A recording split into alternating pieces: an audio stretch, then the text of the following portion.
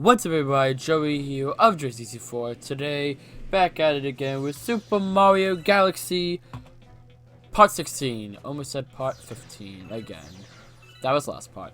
Anyways, here we are back at Dreadnought, the Dreadnought. This should be all actually. After this part, we will be done with the Dreadnought. We are almost done.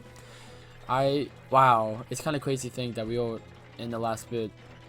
Because like, yeah, we still have 17, 18, 19, 20, but 19 and 20 are the finale, basically. And at 17 and 18 is just wrapping up some stuff, so we're in the cleanup mode now, basically. We're almost done. I don't know. I just find it so I feel like I do this at the end of every playthrough. I'm like, wow, almost there. Crazy. Anyhow though, so I kinda like this section because I like the chain chomps. I like how they come out like I've always liked stuff like this where you kinda gotta like dodge all the stuff, like there's like stuff coming down, you gotta dodge them all as you go on up. I always thought those type of things were cool. Trying to like jump around, dodge them all. There's a section later on in this level, actually not this level, but in another level of the Dreadnought, which we'll be getting to later this part, which I'll be bringing that up again. But I actually want to talk about chain chomps for a little bit. So I was looking at the Super Mario Wiki, just to look at chain chomps, just because I was like, is there anything interesting I can think of about the chain chomps?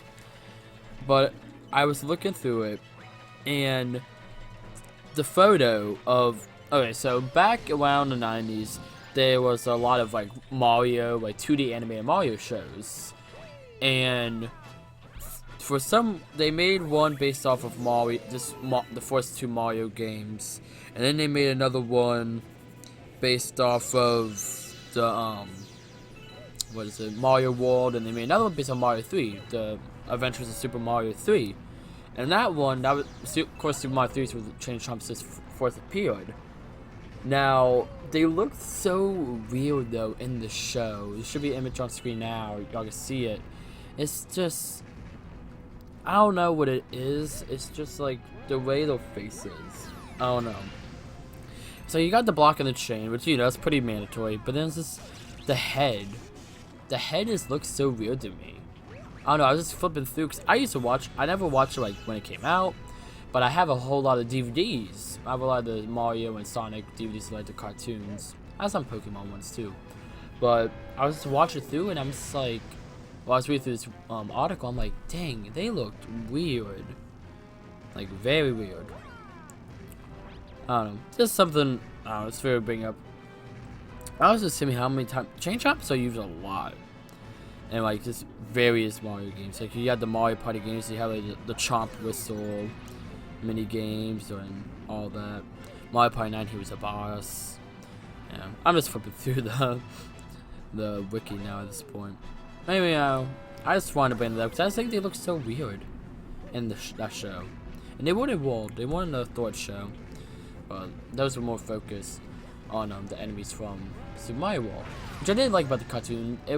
I did like how they were like, okay, this is focused on like solely this game, and this was to focus on solely like this game. It's like enemies and location, you know. So it made them all feel more unique, instead of just being, oh, this is Mario 3 because it's Mario 3. Kind of like I need an example. What's the example? I can't think of a good example like where they do that, but like the voice, it's kind of like. But like really, it's still the same show. It's the same characters and all that. Like it's still the same like actors. Like everything that happened in, like the first Mario show happened in the second and third one. Like those are all after the fact, but like they just feel different. That's the closest thing I can think of like the modern day is like Steven Universe, and then the Steven Universe Future, which is pretty similar to that, where we have Future and Future's all. It's still the same show and all that, but it's just for branding purposes they changed the name for the new season. Because the fun fact about Steven Universe Future, it is legally, we found out about this recently, it's technically seasons, it's the 6th production season of Steven Universe. They just changed the name for branded reasons because of all the differences. Anyhow, enough of me talking about Steven Universe. We are now at Metal Splatter, which I think has a fun concept. I wish they would bring it back. They would have brought it back like 1 or 2 more times. It's really only here. But the main concept for this level is just, as you can tell, everything that's in the shadows isn't there until the light hits it. But I think it's kind of a cool concept, and at least some interesting platforming. It's basically just a overglorified auto scroller basically, but I like the concept. I think it's cool. I enjoy it. There's not much to it though, really. Like right here, we're about to get to the next section where we have to use Spring Mario to get up to the top, which there's another section like this in Galxey 2. It's actually very similar, except the level's like tilted like 90 degrees to the left. Yeah, it's more to the left, but yeah, that's basically the same section. But yeah, I like I didn't really talk too much about Spring Mario when we first got introduced to him. This may be the last time I actually see him, because they don't use Spring Mario a lot. But Spring Mario, I've explained how he controls, how you bounce around on him. You can never always really stay still. Like, see here, I'm kind of staying this still. I'm still moving a little bit left and right. Now, to actually, whenever you jump, you hold down the A button. You see, just like I did just now, you boing on up. I like using Spring Mario. I think it's cool. It's a lot. It gets the ability that Mario has to jump in, and it just like builds upon it, which I think is really cool. And like stuff like that. I like how like if you wait, oh now you just jump there, so I'm having to go all the way to the left of the platform, and you take the shortcuts if you time your jump correctly, which I think is really cool. I've always liked Spring Mario. I know a lot of people don't like it. It's hard to control, and he is kind of annoying to control at times, but I enjoy it. I definitely do enjoy it. Gets a little scary, like right there, like the jumps get kind of hard to get into. Oh, I like Spring Mario. Most people don't, but each to their own opinion, I guess. And of course, when we go through lunch star, you lose it. Which does that happen with all items? I'm trying to think about it. Happen with Spring Mario. Does that happen in B Mario? I don't think it does. I don't know. I know there's happened with Cloud Mario in Galaxy 2, as far as I know. Yeah, because it's been a long time to play Galaxy 2, because I didn't have I had a copy of it around the time it came out. Now I remember trading it in. I don't know why, but I did. And I recently found a copy in my local, one of my, the retro stores by my house, retro game stores. And I bought it. It was like $10. I was like, oh, that's a sale for Galaxy 2. I got that. I think they're doing buy two get one free thing, kind of like what GameStop does a lot. So I got that. I got that Swikers, because I haven't played a Swikers game yet. I still haven't played Swikers, and I got one other game. Can't remember what it is, but I probably actually saw it. Like when I looked at my shelf right now, which sadly is in this room. I could probably say it, but yeah, I haven't played though. It's sat on my shelf. There's not even a save file for it yet on my Wii U. Cause I record all my Wii games on the Wii U, by the way. But right now we are on the Wii U. It's just better quality, and also then so I don't have to switch up my capture card as much. So like got all the Wii games, all the Wii U games. There you go. Makes it a bit easier. And with GameCube, I just like using the virtual GameCube record. I don't like using my Wii. My Wii doesn't really get used. It's actually right behind my laptop here. It just kind of chills behind my laptop. It's the virtual one. It's the black one, but it's kind of sits there. The controller synced up to my Wii U actually, so that shows how little I use my Wii. It's there because all that's really on there that's worth anything is Mario 64, but I have 64 on my Nintendo 64 now, so it's kind of it sits there, and I don't know. Like I could use it to record GameCube games, but I never really even record GameCube games, and even then I don't know.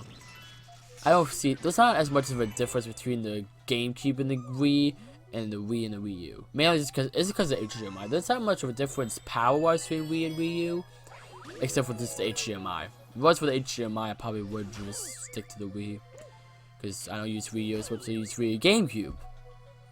But yeah. Anyways, here's our final stage of the Dreadnought. Basically, you got these little top mans all over the place. There's a spinny ones, and you gotta jump on their heads to try to get all the stuff. Like right here, we're getting the blue star chips, and for the pull stars. And there's all sorts of stuff later on. We'll go get some of the top mans. We'll be seeing them again. We'll be seeing them later on. So yeah. We got doing this level, and then they're also in the next level. After this level, we actually do have one more level after this, and for the Dreadnought, and then we're done with the Dreadnought. Okay, there's a little platform right here, real quick. We're not on here for long, but this one that we get the live stream on, it looks like a bullet. It's always looked like a bullet to me. Also, this section here, I hate it. Like I used to be so bad at this when I was younger. Now I just now I just kind of pull through it, pun intended. But as you see there, I fell backwards. But that's just what I do now. And the biggest problem I had with pull stars was momentum. Like right here, they get the star. I could never do it correctly when I was younger. I was so confused. But eventually, I kind of got the momentum down like I just did. And there's the launch star, blasting through. One thing I don't like, okay, well, actually, before I get to what I don't like, this section right here, I like it. I like jumping around on the lasers, and how's those all. This is a big long platform of just jumping challenges. This is what, like when I make Mario Maker levels. These are the type of levels I like to make. There's just stuff you have to jump around, and you gotta keep running around. I love it. Again, that's why I'm a big Sonic fan. I love running through and dodging obstacles, basically. I like obstacles, so of course stuff. Kind of like it's kind of random, but the Wipeout video games, like the game Wipeout. I love playing those games because of the obstacles. But anyhow, we are here at Top Man Station now. Where there's all these top dudes. You can actually jump over this laser thing. I think I do. So yes, and you know, just a little shortcut. Nothing special to it, but you can jump over it. And again, I'm gonna just do more flips just for fun. Yeah, I like how you do that, and because it's kind of hard, so Mario just kind of magically teleports there to the front of the staircase, or top of it. That's where you're supposed to go. So yeah, I could have got another runnable life stream from that dude down there, but I didn't. Now the big thing in this boss is you have the red spinias, which will constantly get in your way, and then you have the big top man, the big top spinia, which you have to jump on him, hit his button, and then you gotta spin him into the electrical thing. We had this boss before. I believe it was actually in Battle Walk Station. So this is basically the same boss again. For the most part, I say just ignore the spinias, or just kill one. Sometimes, like right here, I am killing both, so kind of go against what I said. But for the most part, you just ignore them. When we battle them one more time in this game, and you just kind of see. You'll see when most of the time I just kind of ignore them, like I am right here. So yeah, it's not too much to it. You have to spin him into the electrical. He can't just touch it. Anyhow, that's it for today's video. I hope you all enjoyed it, and I'll see you on the next video.